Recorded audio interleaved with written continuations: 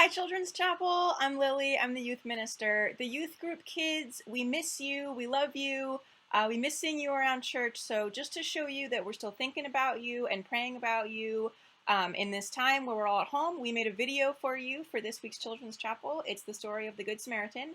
And the kids from youth group did the voices and picked out the pictures. So we hope you like the story, and we look forward to seeing you in person very much. Hi, Children's Chapel. We miss you. One day, a man came up to Jesus and asked him, "What do I need to do to live with God forever?" Jesus said, "Oh, I think you already know. Tell me what you think." The man said, "Love Jesus and love your neighbor. Isn't that it?" "That's right," said Jesus. But the man was not satisfied. So he asked another question. "Who is my neighbor?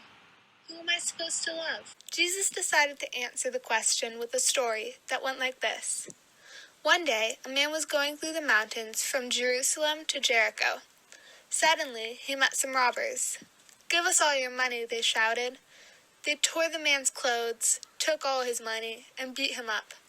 Then the robbers ran away, leaving the man half dead, lying in the middle of the road. "Ooh," the man moaned. He couldn't move. He was so badly hurt. Suddenly, he heard a sound. Somebody was coming. It was a priest. Surely the priest will help me, the man thought. When the priest drew near and saw the man lying on the road, he thought, "If I touch this man, I'll get all dirty. And anyway, whoever beat him up might still be around. I don't want to get beaten up too. I'll just pretend I didn't see him." So the priest turned his head, crossed to the other side of the road, and walked away as quickly as he could. The wounded man groaned. He was so disappointed. But then he heard another sound. Pretty soon, a Levite came along. "Oh no, what should I do?" the Levite thought to himself when he saw the man lying on the road. "If I stop to help, I won't get to the temple in time for work, and I'll get all dirty. I'm sure someone else will come along and take care of him. It doesn't have to be me."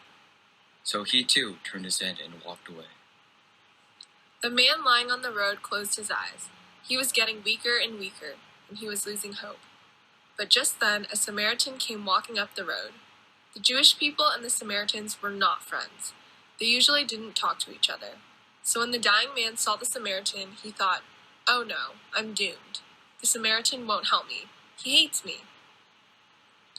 But as soon as the Samaritan saw what had happened to the men on the road, he was moved with pity.